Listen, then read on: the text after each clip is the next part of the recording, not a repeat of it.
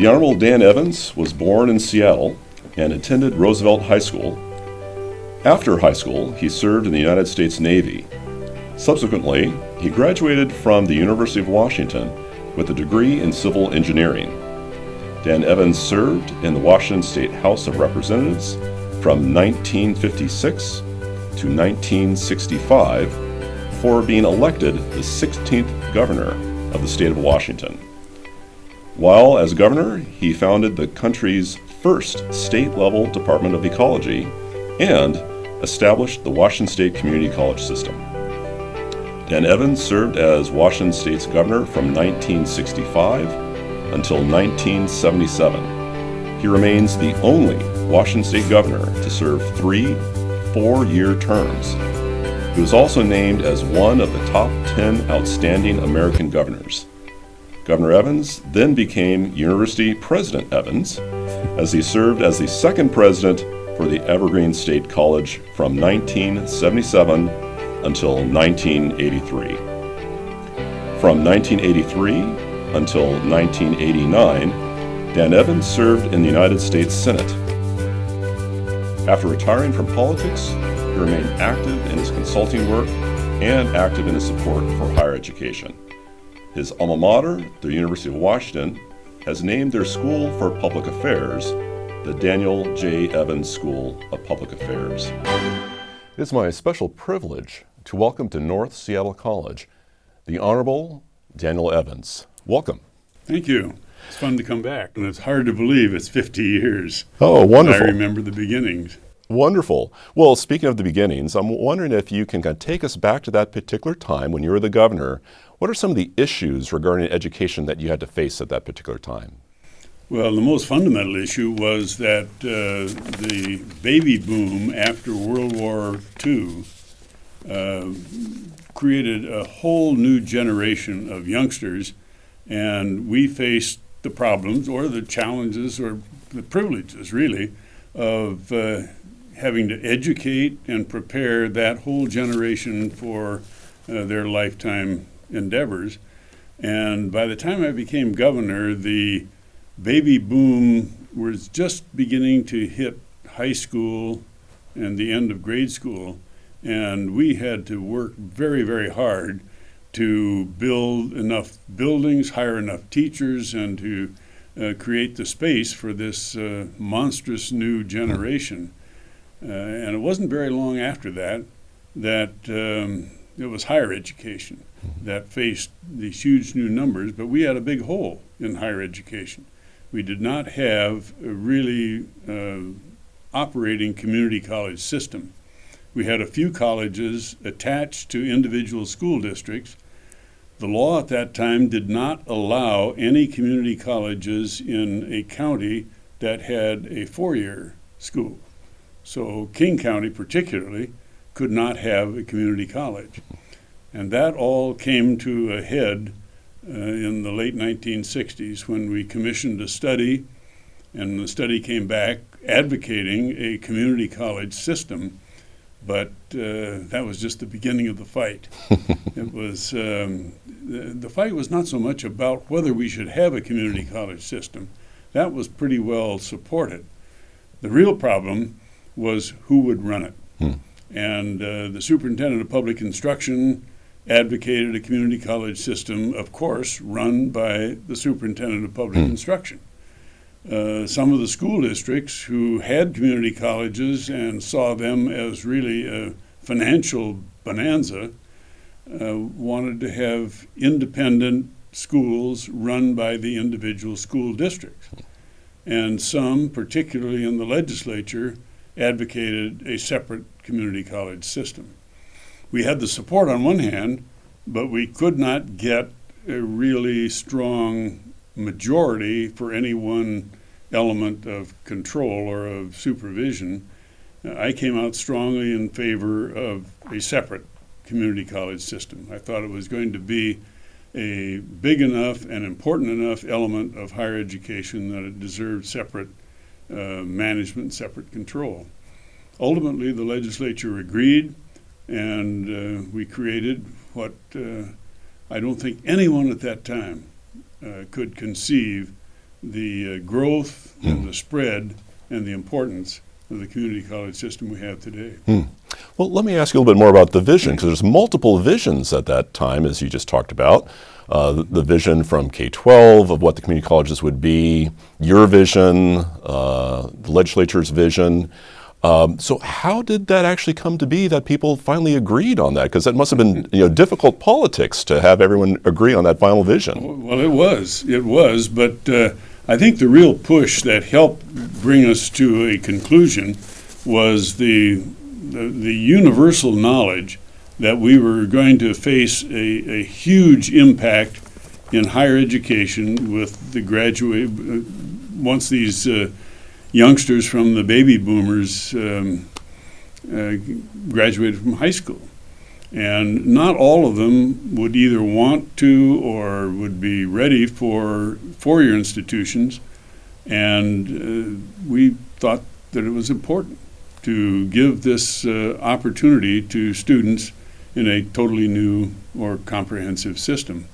And it was at the very beginning recognized that a community college system could do several things. It could do the training beyond a high school career for those who wanted to enter into trades or other kinds of technical operations. It could offer 2 years at a greatly reduced tuition for those who wanted to ultimately go on to a four-year institution.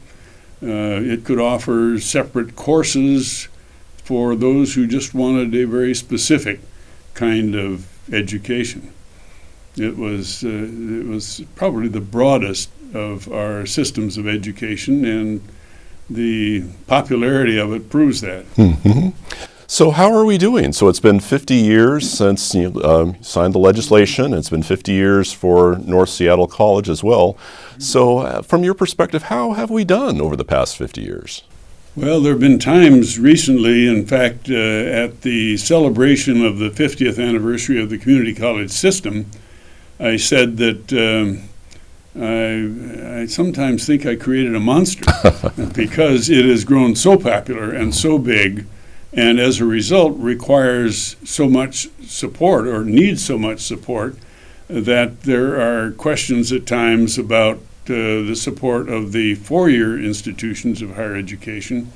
And ultimately it comes down to something of a compromise. People have to get together and hopefully provide sufficient resources for all of these very important systems of education. And that's not been easy. Not been easy. So, looking at that monster that you've created that has benefited so many people over 50 years, can you think 50 years into the future? So what will it look like 50 years into the future for the community college system or for North or even higher education in Washington State?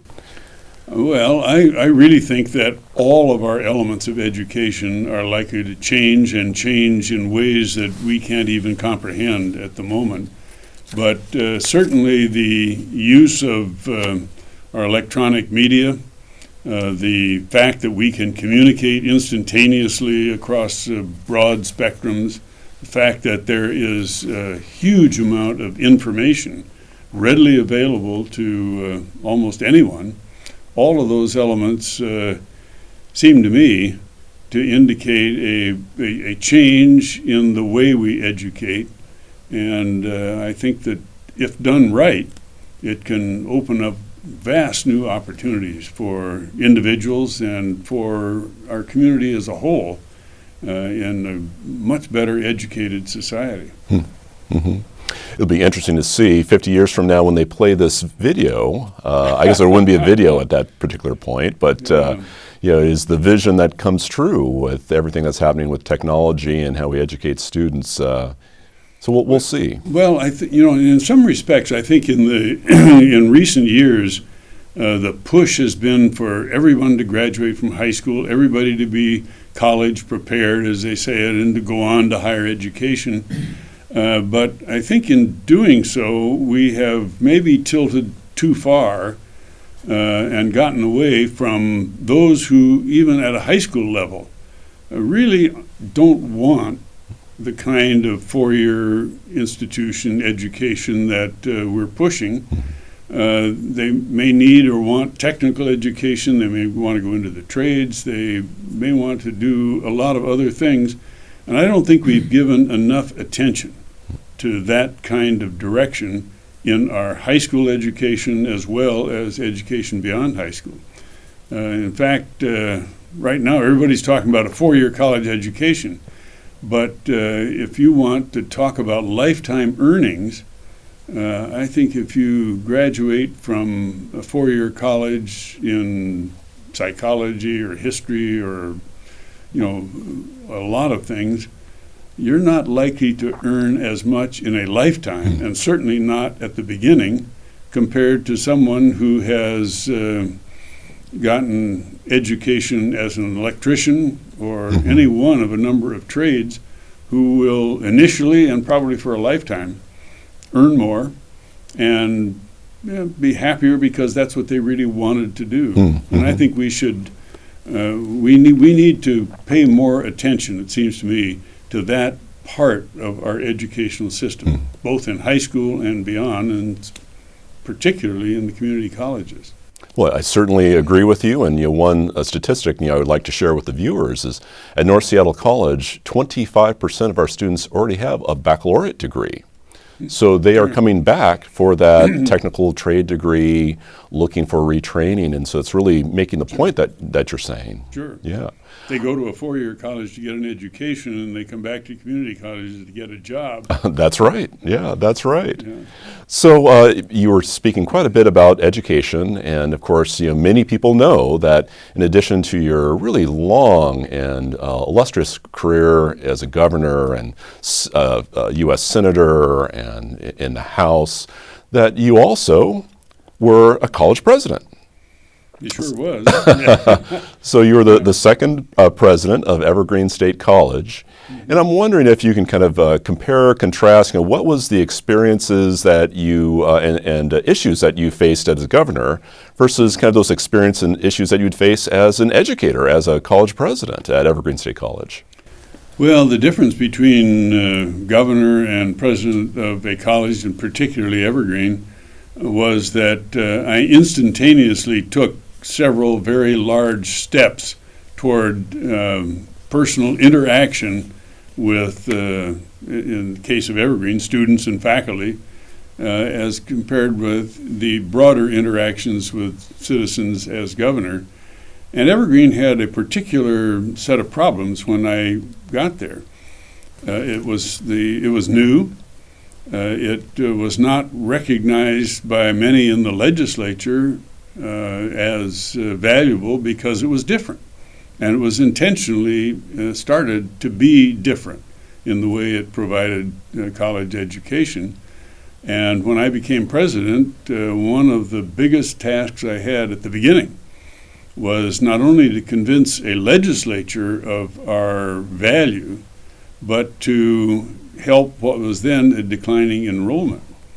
And that meant really going out and convincing students or applicants that Evergreen was a good spot for them to come. And it did work, but it took a lot of effort.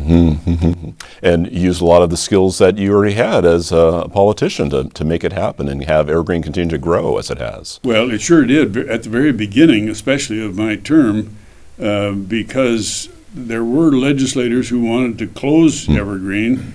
The governor at that time, Governor Ray, thought it would make a beautiful set of office buildings for state government. But I think we gradually convinced people that the education at Evergreen was not only different, but very special. And it depended on what we call coordinated study programs. In other words, bringing what were separate courses all together under one theme, and in doing so, having students from freshman year right on understand the interrelationships of things like mathematics and science and sociology and history and literature. And all of those have interconnections, but in a typical school, you don't often see those. Right, they call it coordinated learning now, that everything is really coordinated and integrated and helps you learn. Well, and in fact, that's where Evergreen started.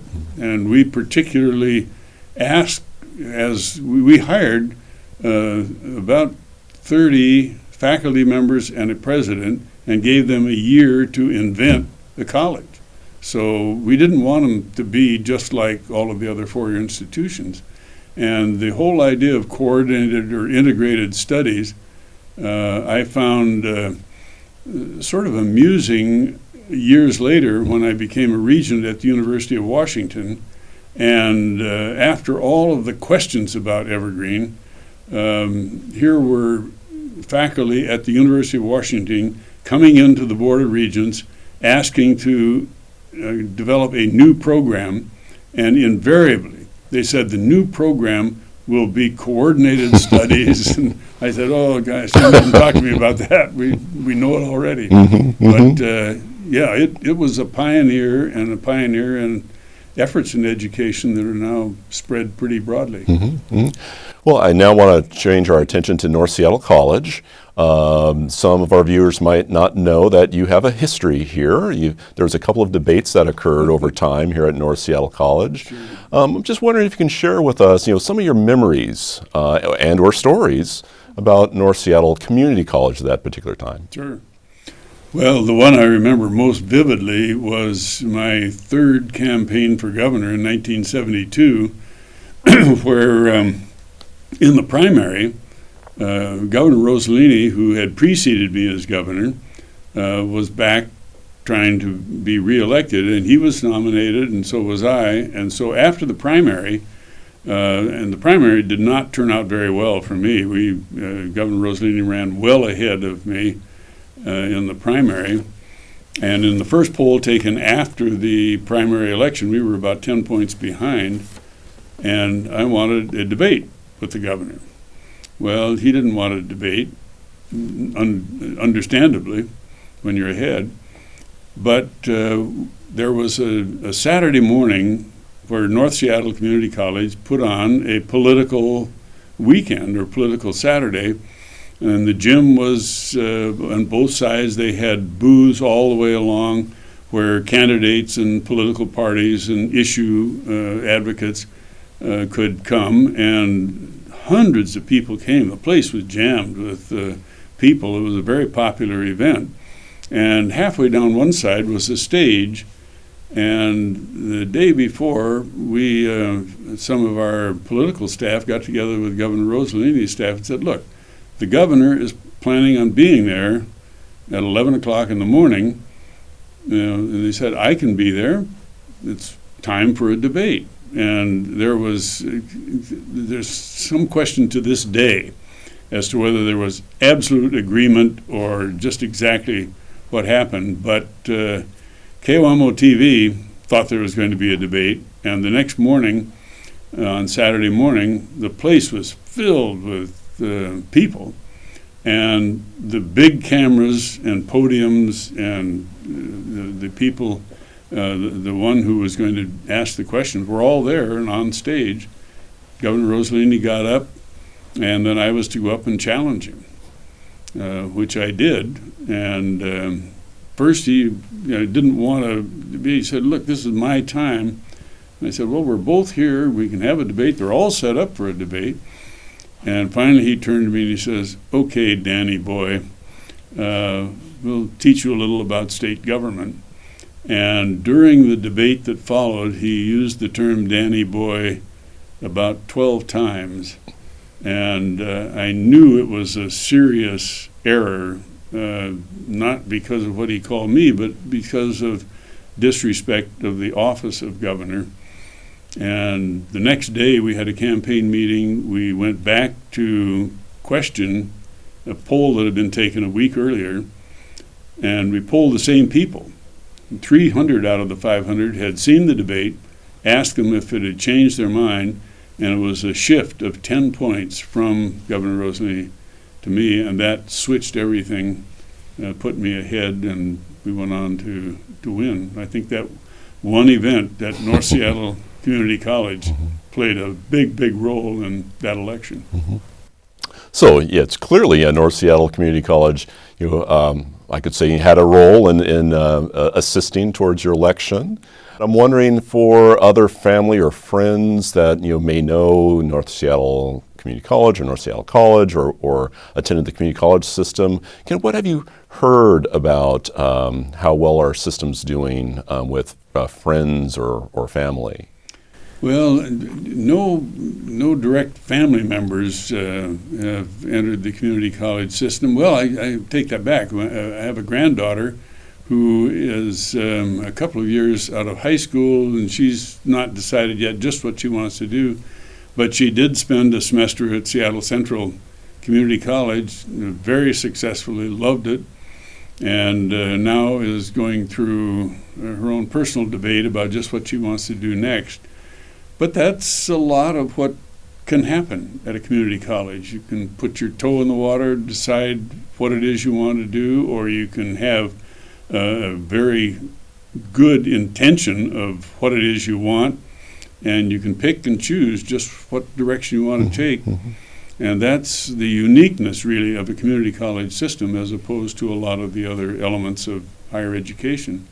Been hugely successful here in Washington State. I think we have one of the largest and most broadly based community college systems in the country, which is very beneficial. If I have one concern about our community college system, is that be the very best community college system in the country, and don't try to emulate or move over or morph into a four-year college system. I think there are some elements of four-year degrees, and that can work all right.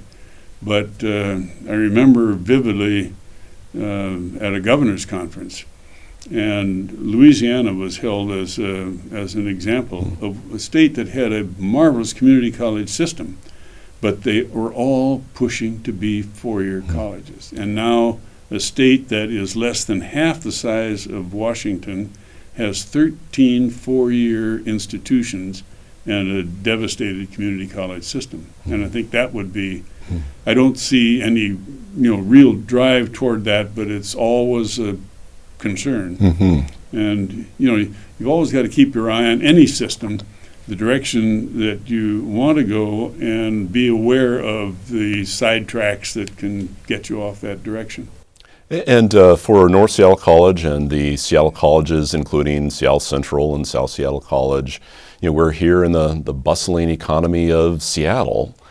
And I think it used to be called Jet City back in the day because of Boeing, and now it's Crane City based on all the cranes you see downtown.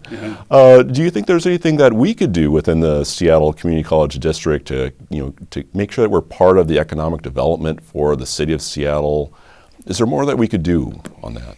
Well, I can't say that I know in detail where the system is now in King County, but certainly we're going through rapid change in terms of our economy and in terms of what jobs there are, and I'm not sure any of us can really tell exactly what jobs 20 years from now or 30 years from now are going to be needed, or what kind of training will be needed for those jobs.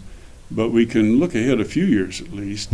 And I think that that's what a community college system really needs to do, is to look at where we are going, what kinds of jobs are necessary to continue the great economy that we now have, and provide the education and the training for those jobs.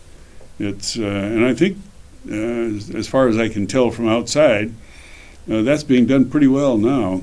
But boy, times change fast, and we've got to keep up with those changes. Right. Have to plan for the future. Sure do. Right. Sure do. Well, the last question is actually more of a request.